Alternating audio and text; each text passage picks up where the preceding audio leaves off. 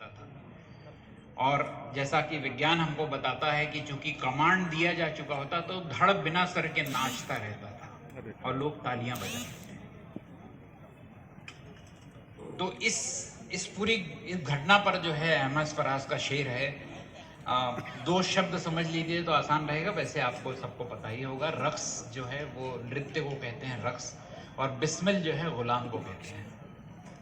देखना सब रक्स बिस्मिल में मगन हो जाएंगे, देखना सब रक्स बिस्मिल में मगन हो जाएंगे, जिधर से तीर आएगा उधर देखेगा कौन। साथियों, हम सब कठिन समय में हैं। लोग गुलाम का रूप धरे एक आतताई का नृत्य देख रहे हैं और मगन हैं।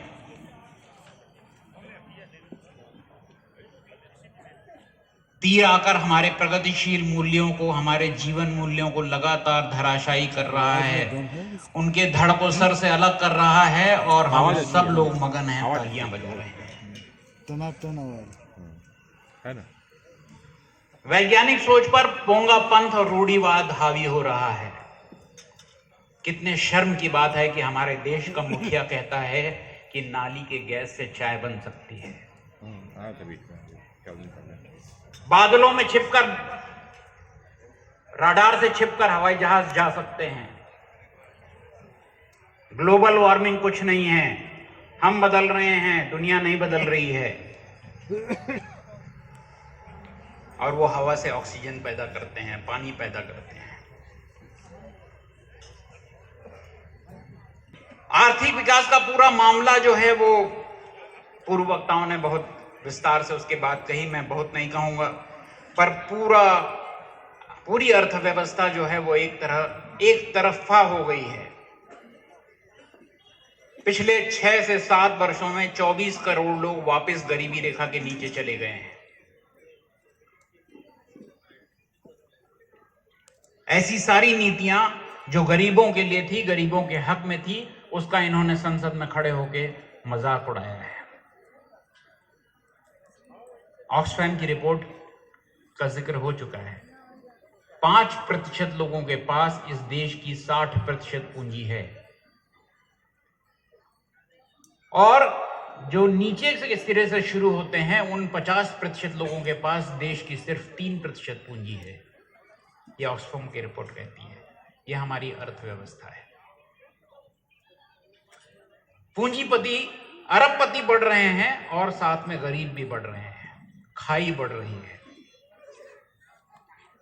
हमारा सामाजिक ढांचा तहस नहस हो रहा है, जाति के नाम पर, धर्म के नाम पर। भाई साहब, ओ भाई साहब,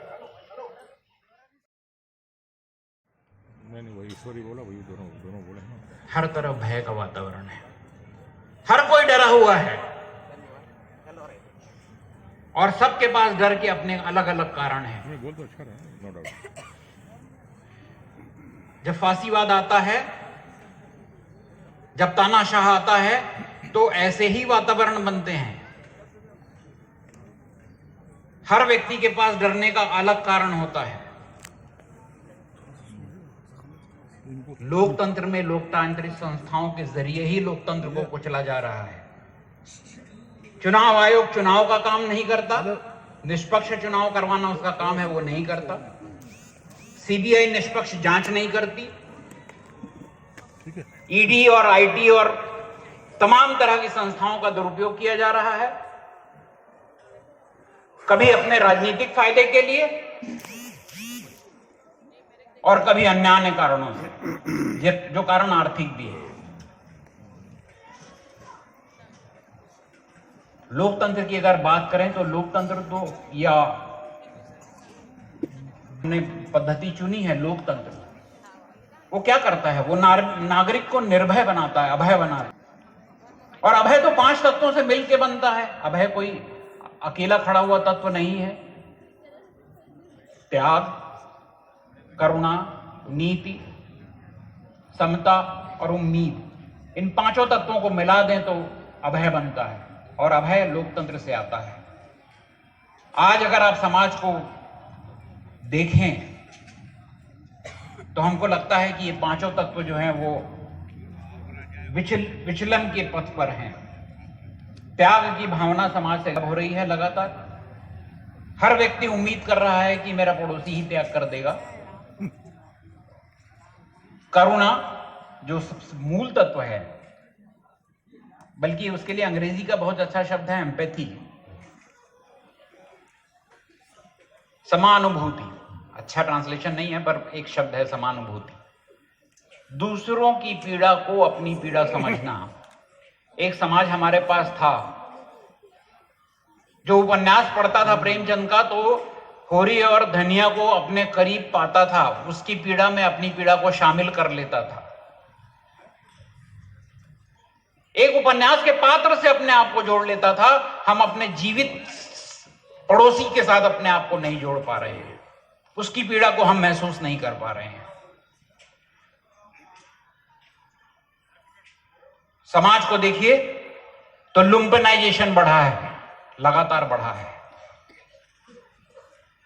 राजेंद्र जी ने थोड़ा जिक्र किया, वो संतों के भेष में लंपट घूम रहे हैं और समाज जो है उनके चरणों में लौट रहा है।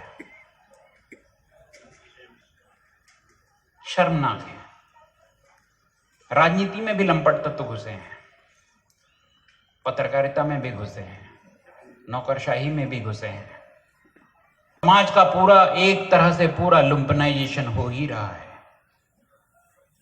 और नागरिक समाज